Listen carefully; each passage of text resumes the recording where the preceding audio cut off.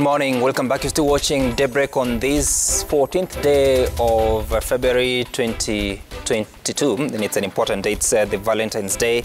And you'll see some of the stories that are making headlines on the two dailies. Just once again to take a look at them. The main story on the Standard is 6 issues voters want leaders to fix. Too many Kenyans have been denied quality education, locking them out of jobs and confining them to poverty.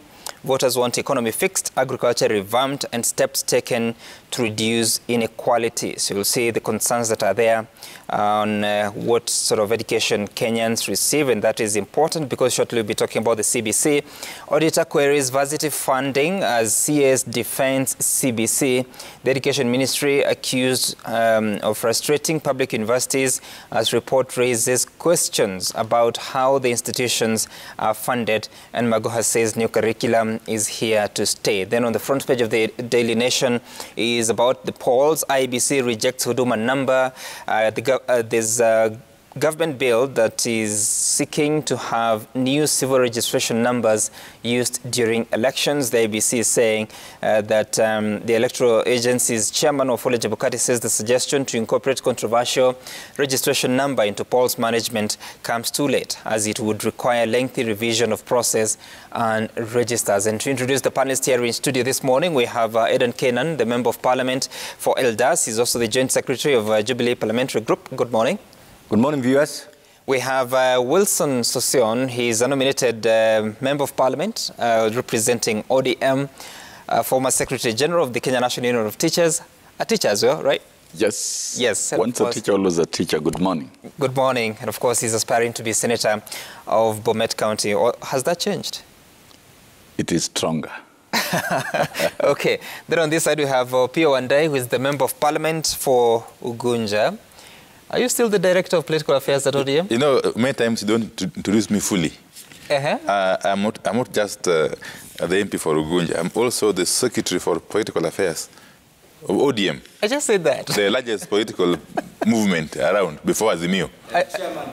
And the chairman of the Public Accounts Committee of the National Assembly. In fact, the longest serving chairman of PAC. Is that so? In probably the history of the Kenyan Parliament. For 2 terms, consecutive terms? No, 1 full term. No, previously, people would be there for 2 or 3 years. And you should thank me. I'm the one who proposed that amendment. Been a strategic thing. For after 1 year election, I'm the one who changed. You can go back to the records of the last Parliament, just to make sure there's that continuity. So come and say thank you.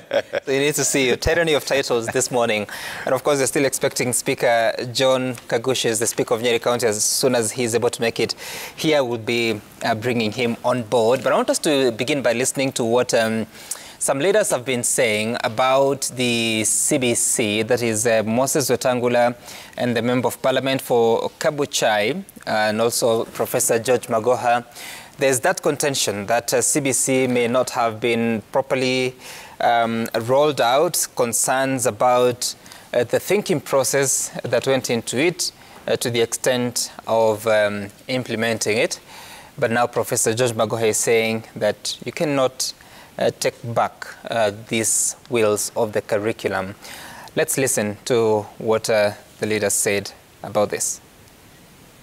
Iko jambo linawakera wazazi, walimu na hata wanafunzi, inaitwa CBC, mfumo wa elimu. Hiyo tukiingia mwezi wa 8 tunaiondoa, tunabadilisha ili tumpatie ile mfumo mnaelewa. Ukipita kura mwezi wa 8 na uapishe mheshimiwa Deputy President, hawa watu wana shida moja peke yake mbovu sana.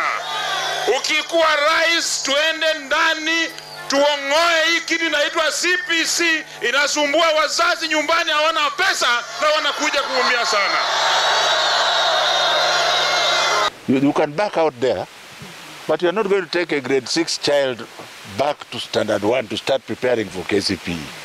The country is not going, the mothers are not going to allow you. Who do you think you are?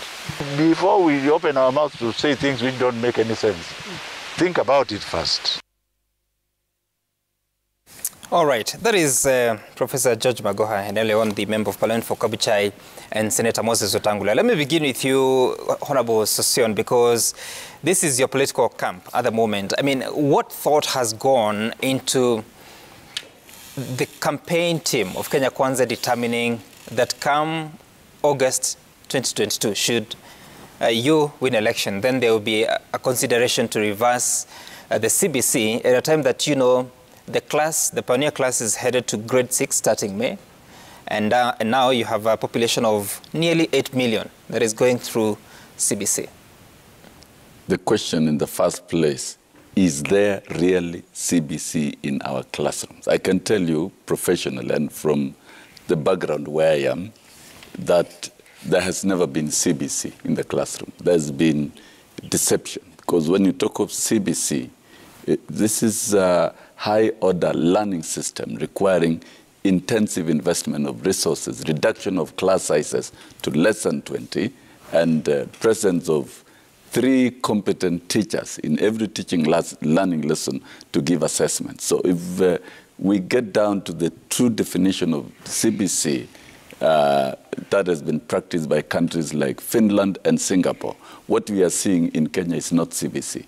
This is a fraudulent curriculum. And Ben, Sami, you know, I raised very fundamental issues through carefully done research studies about this curriculum being brought to Kenya to succeed a deeply entrenched, strong knowledge education system that has been here with us for quite a long time. You cannot bring an inferior education system to replace a strong education system. You need a more enhanced and a strong education system to succeed an existing one. So what we are seeing here is not, it's not about Kenya Kwanza. It's not about UDA. It's about the mood of Kenyans, about the fraudulent education system that is not gaining any traction or any momentum. And therefore, just help us with the facts, Honorable Sosion, because when you say it's fraudulent, it is not... no, I'm saying fraudulent, the manner in which being implemented. You live in Kenya. This is an education system that has been forced down the throats of Kenyans.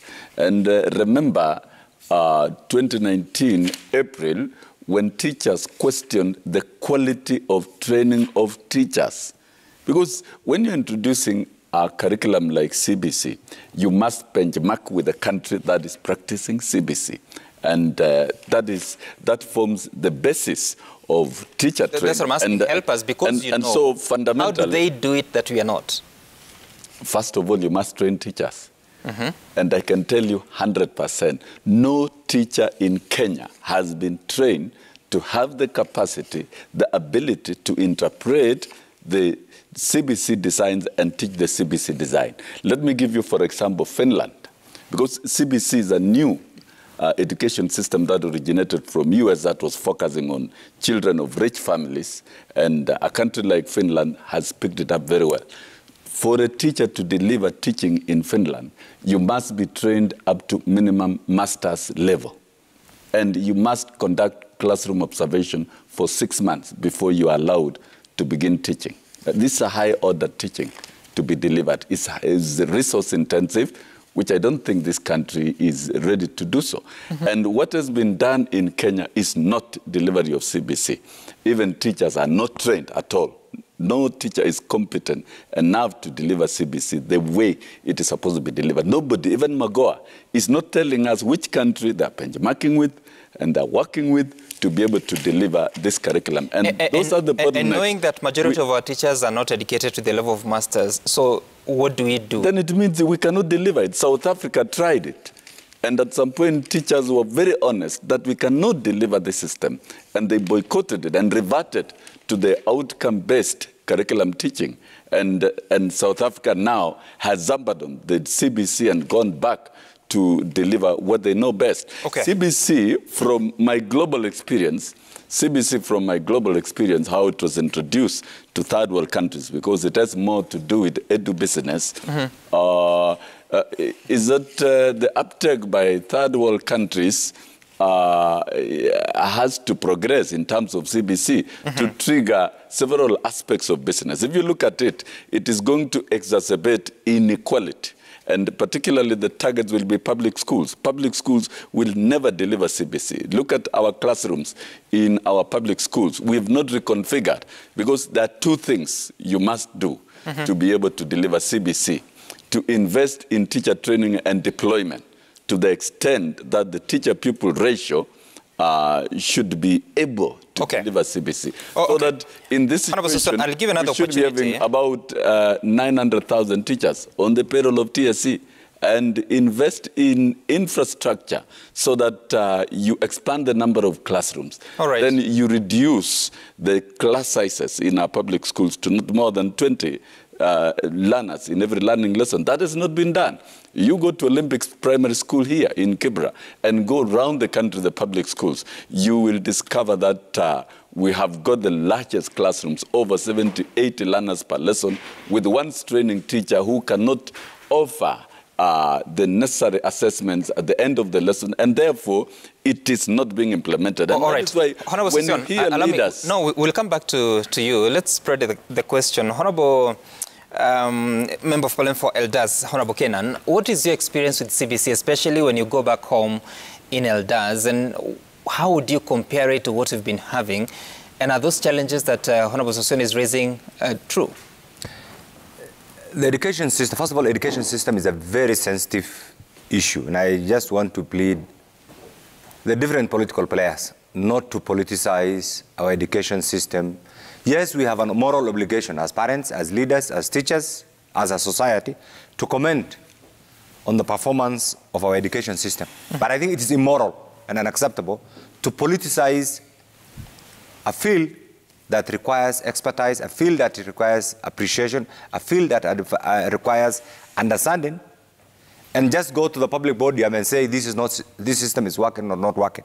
This system has been introduced. We have grade 4 and grade 5. We are yet to see grade 6.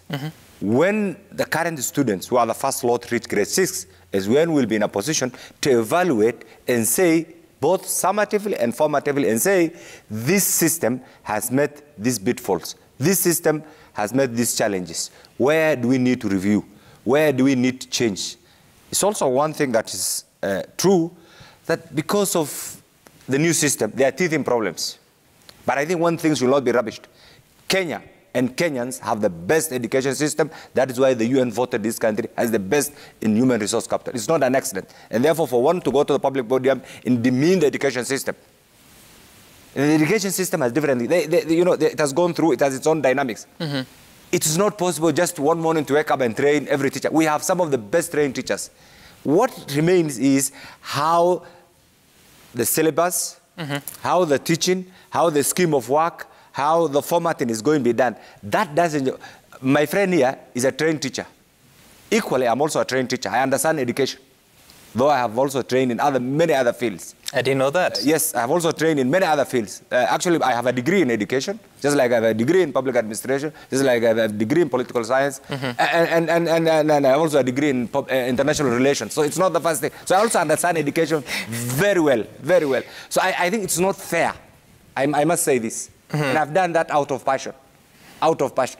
It is not fair to demean a system when you're out. Let's play our politics with civility. Let's keep off. Let's not politicize. Because the young child in grade 1, in grade 2, in grade 4, or let's say grade 4 and 5 will ask, if you see what the Honorable Wetangula was just saying in the public podium and say, look, what is he or she? Because Kenyans are really enlightened. That child will ask, if a leader of Wetangula's stature could say, go to the public and say this, then you are demotivating that particular child. You are discouraging the parents. But Honorable Kenan, you have not told me about the experience of your constituents. That's what I'm trying to tell you. I'm saying there are teething problems of classrooms. There are teething problems of adjusting to the scheme of work. There are teething problems, but I think let's give this particular system the benefit of doubt. When we assess the first lot, who are about actually to move to grade 6, we will be in a position to say, and by the way, for information, grade 4 and 5 will contribute to about 20% of the final assessment. So we're yet to see this. Let's not rubbish this. The point I'm trying to say is this. Let's politics with everything else. But education system, that is our future. That is our backbone. That is about Kenya. That is about our... Let us play mature politics that will encourage, that will also, honestly speaking, all right. We have politicized everything else. Look, we have politicized maize, we have politicized voter registration, we have politicized everything. Now we want politicized education. We won't allow that. Let's listen. Give this system the benefit of the doubt. Professor Makoka, wherever you are doing a good job. Proceed. Let's see the first group. That is the time when we'll say that these are the pitfalls, these are the challenges, these are the opportunity costs, these are the gains from the evaluation that will be done on scale 4 and scale 5, grade 4 and grade 5. That is what will determine how we move forward. For now, we do not want this to be the politics of UDA. UDA has politicized everything else in this country. The next time they will politicize, I'm sure even in your newsroom they have politicized. What do you mean with that? Let's give this benefit of doubt. I don't know what you mean with that, but let's listen to Senator Ledamo Lekina of Narok as he spoke about this conversation on CBC. Listen. Ukisikia saizi Ruto anakimbia anapiga ile CBC, ile competency based curriculum. Yeye mwenyewe anasema, anajipiga kifua, anasema kwa miaka 10 amefanya nini? Anajua ile kazi yote imefanywa Kenya. Mimi namuuliza yeye, ulikuwa wapi Kenya cabinet ikipitisha CBC? All right, and there's some tweets that were sent by ANC that I would want us to look at as soon as they are ready.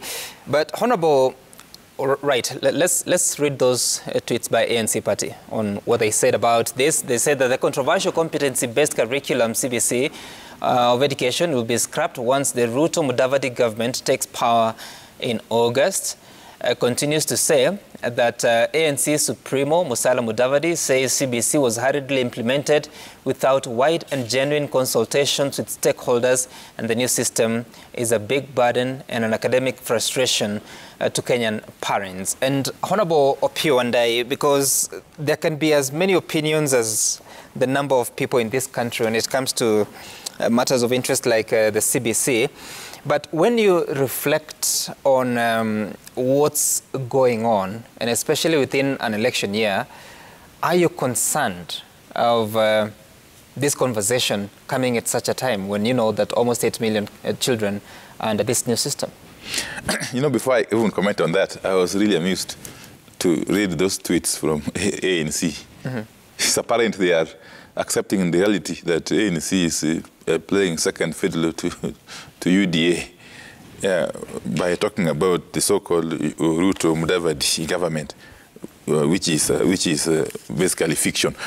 But coming back to your question, Sam, I want to agree with Honorable Kenan to some extent, and Honorable Sosion also to some extent. The fact is that there is a reason why CBC was introduced. It's basically to fill the gaps that exist in the current system. And like any other system, any other new system, CBC has had its teething problems. Just the same way the 844 system had teething problems when it was introduced way back in 1970, I think 8. I am in the second group of 844. So I know what I'm talking about. Mm-hmm. So, and I must really thank the Cabinet Secretary, Professor George Magoha, for remaining resolute in his determination to implement this system. Because I've heard Honorable Wetangula speak in a rally, talking about tutangoa hii system, tuweke ile system Wakenya wamezoea. Which system is that? It's not coming out forthright. You must always give alternatives when you are criticizing a situation. But more importantly, Sam, the problem that we need to deal with, even as we implement the CBC, and as we implement it, of course, we must customize it to suit our conditions. I've heard my friend Sosion talk so much about Western countries, South Africa, and so on. Those are the experiences. We are not copy-pasting here, really, okay? But we can customize the CBC to suit our circumstances as a country. I know we are short of funds. We are short of resources. Mm-hmm. But again, I must thank the Cabinet Secretary for Education, because he has tried to bring in the idea of procurement. As we speak, my constituency is the first constituency that had a complete classroom for the junior secondary education that the CS came to open about 4 weeks ago. So, and he has reduced the cost of doing these classrooms from about 1.5 million to an average of 800,000 shillings. Yes, so that is something we must commend. And there is no single day as a country you will have all the resources you need. There is no single day you will have all the training that you require among teachers to implement this system. What I was against, and I still insist, is the idea of burdening teachers with the cost of this training. That one is something I was against, and I'm happy my colleagues in Parliament are equally against it. So that teachers are not overburdened with the cost of being trained to manage or to offer CBC curriculum. Secondly, is the issue of financing.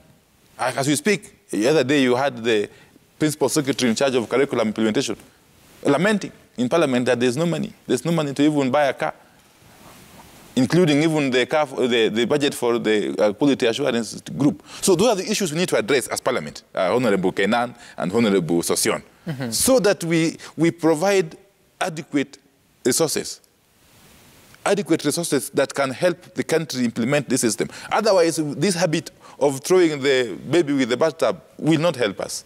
Okay, I hear the children are already at a very critical stage. In next year, we are having the first group joining junior secondary school. We cannot roll back this wheel. And we that's can why, only improve as we move along. Yeah. That's why Honorable Opio and I, and it's good to, at this point, introduce the Speaker of Nyeri County, John Kagusha, karibu sana to the show.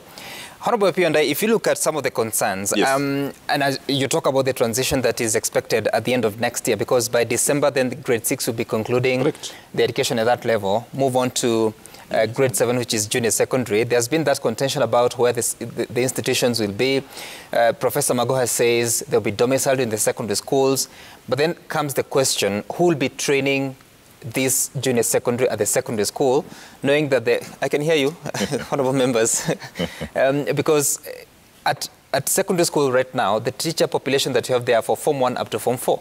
So who will be teaching this new cohort of junior secondary school at the secondary school? Those are the issues we are raising. And those are the issues that can be addressed when people remain positive in their mindset. As a country, we know this system was not introduced yesterday. These are the preparations we have had way before. But more importantly, even as we lament that it is not going to be possible to go forward with it, what is the recourse? What is the recourse? We must struggle to ensure that this group that is joining the next category, the grade 7, are taken care of. And that is why we have got a parliament. We have the whole committee in charge of education, where Honorable Sosion sits. We must provide solutions. We cannot lament in rallies. Okay. Or in newsrooms, yes. Speaker, that's interesting. Speaker Kagusha, what are your thoughts this morning with all these concerns? And like just I highlighted a few minutes ago about, yes, they'll go to grade 7, probably at the secondary school. Who will teach them? Are there the facilities? Because even if you build a classroom at every school, or maybe 3 classrooms at every school, you have not equipped them, even with the basic infrastructure that is needed for a learner to be comfortable in school. Well, thank you very much, and my apologies for being a bit late this morning. And it's also Valentine's Day today, and I want to wish all your viewers happy Valentine. Is that you should know that Valentine time is a time of sharing and time of showing love. I spent a bit of time yesterday sharing with people in Mukurweini, where I come from, and also mentoring boys at Chinga Boys in Udhaya. Having said that, I want to first say that my thoughts on CBC are quite positive. Actually, I do not think we should scrap off the CBC system as a person, probably because I'm a parent of a young child who is going through the system.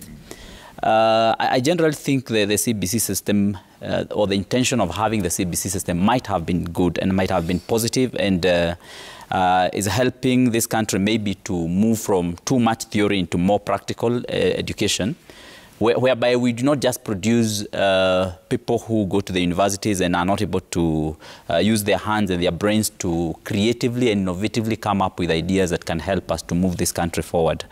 Having said that, I do not think there's anything wrong with politicians have raised this issue on the platform or on the political rallies.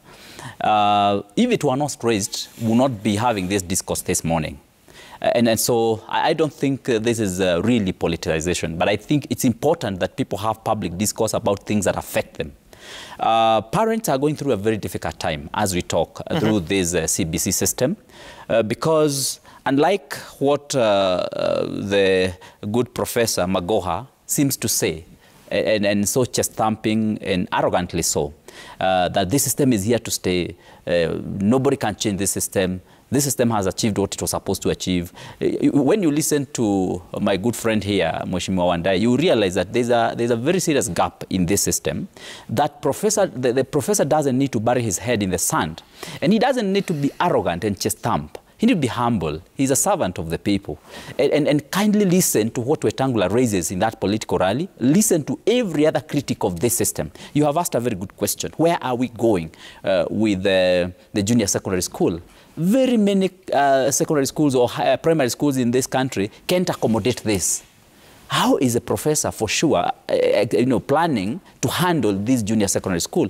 We have very serious gaps and shortages when it comes to the human resource, the teachers.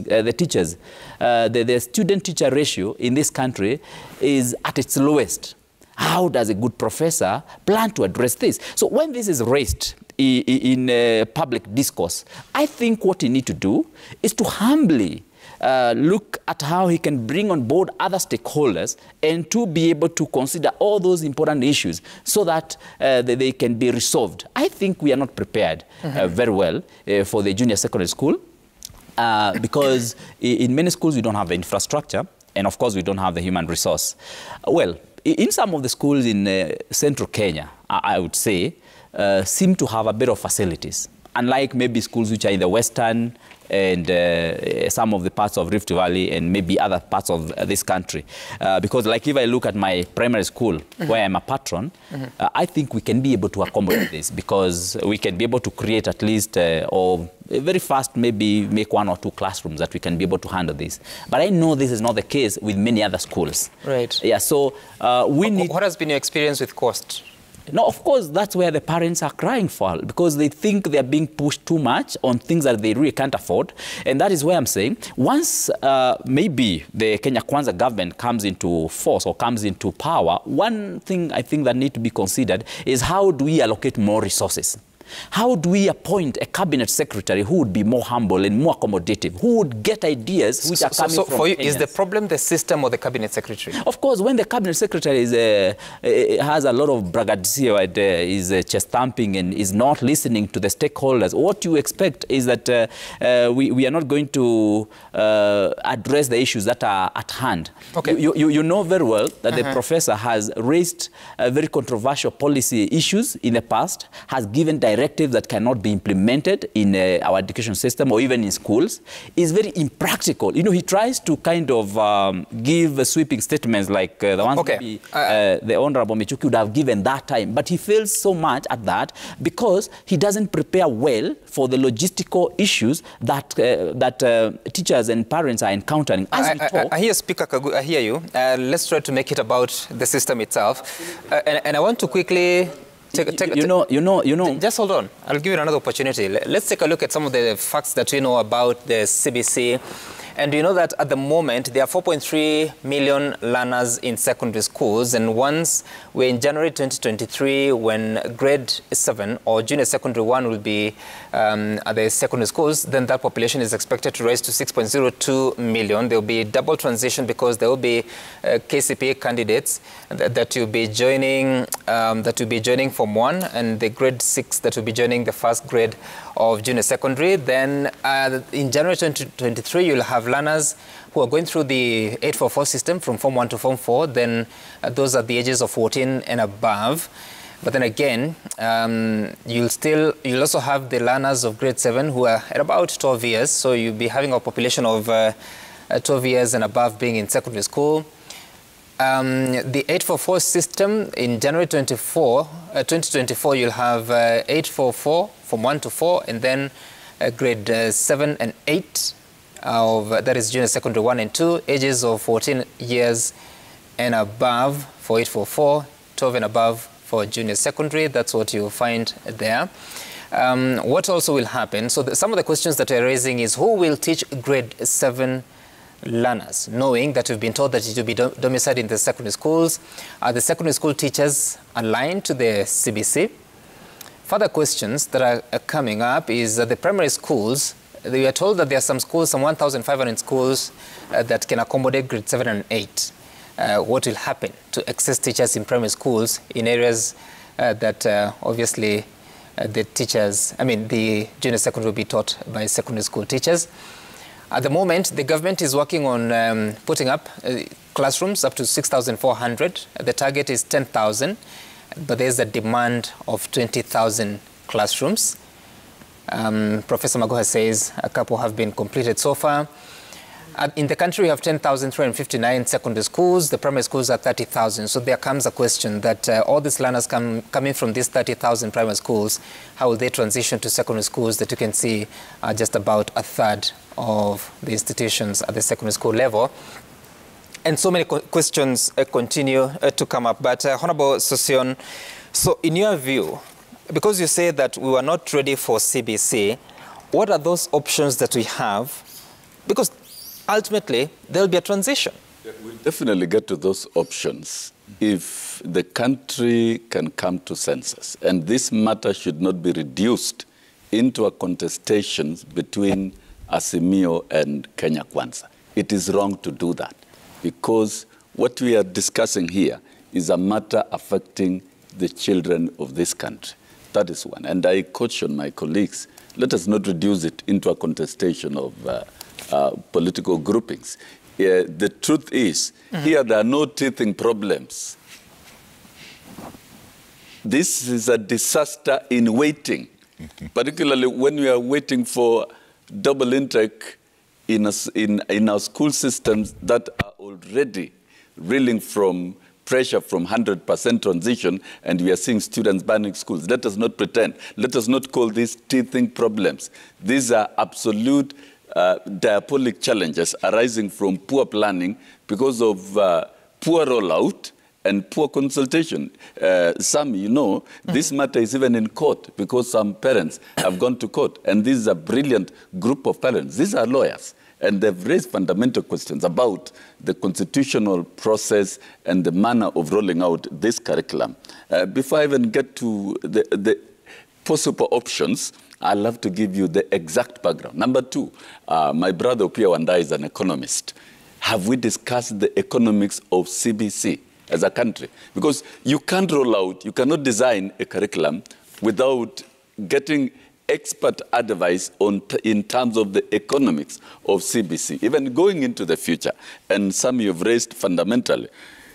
We are going to expand our secondary education cycle to 6 years. With capitation, and we were in the MTF, the requirement for grade 7 is about 28 billion in terms of capitation. That is still another astronomical cost which the government is not prepared to do it. So what we are saying in essence is that is the economy of this country prepared to sustain delivery of CBC the way it should be, in the manner in which it should, if we are to completely shift from the knowledge-based education to CBC. This is the way forward. And one, there's poor planning in CBC. Two, there will be obviously poor funding and underfunding. And we have seen KICD and other institutions already complaining of poor funding. Number three, the matter is in court. And now, moving forward, we have to get back. Reviewing the curriculum is something that must be done. And under UNESCO standards, it must be done every 5 years. We are now in the 5th year. So it is the time to review it. And what Wetangula and group are talking about is stemming from the problems that Kenyans are now beginning to feel. If you look at that clip... So is it to review or to scrap? If you look at that clip, the mood of the audience was very ecstatic. That means they're beginning to feel the difficulty of rolling out this curriculum. So let us not... So that's what I'm asking say, no, you. It is from a professional's perspective, Honorable Sosion. From me, I'm not speaking on behalf of anybody. Yes, I'm is it to speaking scrap from or the to professional review? Perspective. Review and improve or scrap? From the professional perspective, we shouldn't have completely vacated the knowledge-based education system. We should have sustained the knowledge-based education system. We shouldn't have gone the reform way, which is too expensive. That's what I'm asking, because now we are where we are. I agree. What Kenyans are talking about, scrap this system, reconfigure the education system, Okay. and remodel it. Why? Why am I saying so? Because number one, teachers have not, after all, been teaching competency-based education. They've all along taught outcome-based curriculum. So what needs to be done within the UNESCO framework of 5 years is that a professional team must be put in place to review and assemble data about the CBC and advice from that. This is a professional business. All right, I hear you. It's not a street business. Okay. But arising from... Honorable Susan, let's listen to... From what... just hold on. Let's listen to Professor Magoha of what he thinks should be the future of CBC after he leaves office. The president, because he's the commander-in-chief of the country, isn't it? When his term ends, I shall end it with him. What happens after that, should that be my business? No. That's God's business. Or do you want to give me his wisdom to answer you?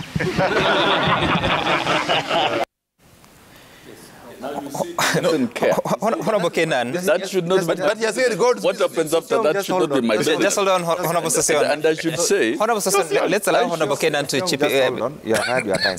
What do you... Just hold on. Let's accept. What should we do now? Because, I mean, all this conversation is going on. There are parents who are happy.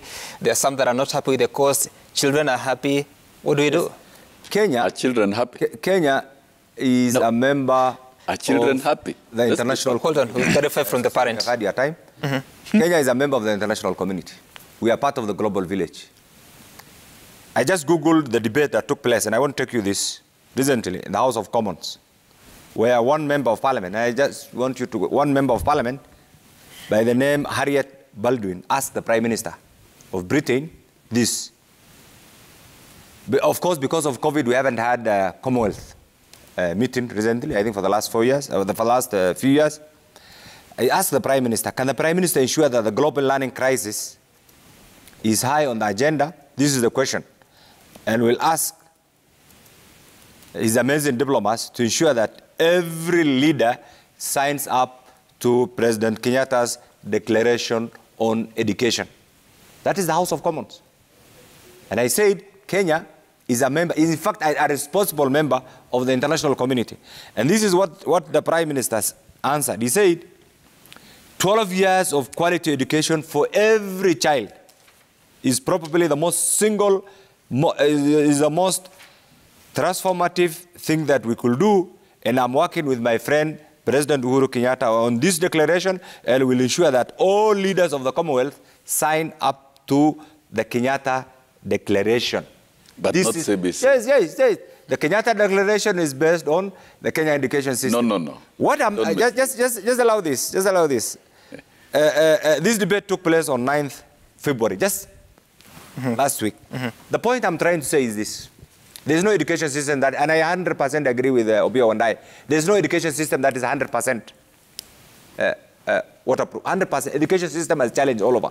Depending first on the society, depending on the education, generally the education system, we have norms. Look at the Kenyan system. The Kenyan system has traditions. What are these traditions? From our societies, from our different regions, from our genealogical setup, from what we inherited, from our public administration, all this, and that's what is called the nurtured processes. And then there is nature. These two combined will have an input on the kind of curriculum, the kind of educational culture that the child gets. This being the case, I don't agree with the issue. You see, there's continuity. What Professor Magoha is doing, he's not doing it for himself. He's doing it for the education system. He's also doing it for posterity. That being the case, it's a system. Even when he leaves office, the next person who will be in the office has to continue based on what has already been. And remember, we have some of the best technocrats. You know, the CS are the public face. But we have technocrats, able, highly prepared, professional education. I hear Honorable Kenan. Just allow me this. Yes. The bit that I think we should address is the economy of education. The bit that we should address is our preparedness to support this particular system, give it the benefit of doubt. When we do the first assessment in the first lot, we're in a position to say, out of our ability to undertake this, these are the pitfalls. All right. These are the opportunities. These are the missed opportunities.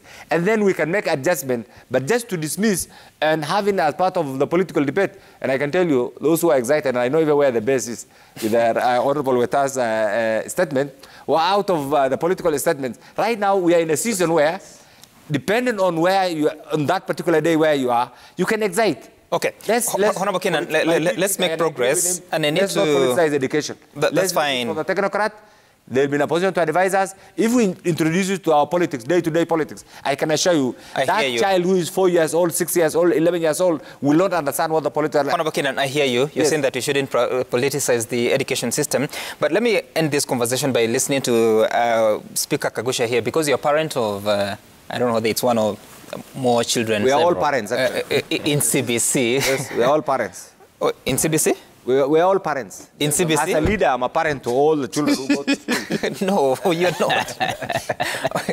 Speaker Kagusha, what is the experience of your child or children that are going through the CBC? Because sometimes this conversation can be by leaders who do not necessarily have children going through the system. But as a parent, what has been your experience watching your child go through it? Let me say this.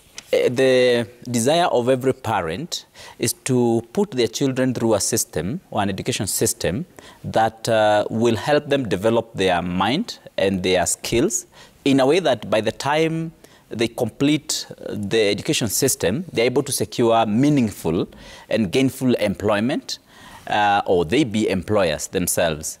And so when we listen and we hear the manifesto or the objectives of the system, the CBC system, that is what has come to our mind. And one of the things I definitely don't want to do as a parent is to produce a child who finishes their university degree but cannot still engage themselves in skillful work or be engaged in a job where they can themselves create employment. And so the desire is then to hopefully engage in the CBC and see if then it's going to produce something different from what we have had in the 844. And that's why I think it should be fixed. And we should put more resources in it. And so that is the desire of every parent. But what is the experience of every parent? It differs now from a parent to parent. Mind you, I'm asking for yours with your child. For me, as a person, having a child whom I'm able to, incur the costs. I'm able to incur the costs of the CBC. As a parent, I flow with it. But what is the experience of many parents? They are not able to incur the costs of the CBC. So, sometimes, of course, children are required to go with sophisticated materials that are supposed to be bought from supermarkets or to be bought from shops or wherever else. And they're supposed to use them for the following days or even after 2 days classes. And many parents are not able either to afford or even to access.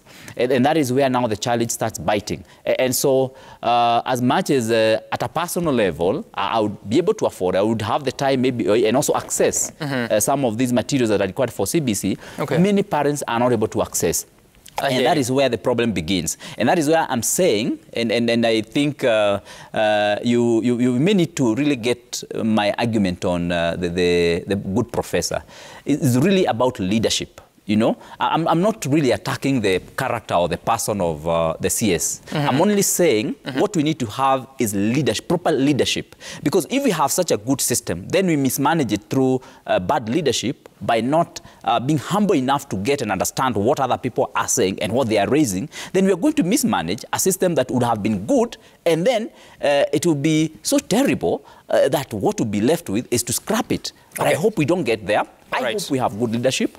I hope the issues that are being raised are fixed. And I want to challenge my parliamentarians in this studio today to also interrogate this further, beyond what we have today. And not just to take what the CS says on the platform. I think they need to engage him more. They need to even have a special committee where they're going to interrogate the CS and bring their criticism, and also ensure that he also puts in the budget whatever is required to move this system forward. All right. CBC needs Speaker to work Kagusha, so that I hear you. And the final product of our students when they finish their universities. Okay.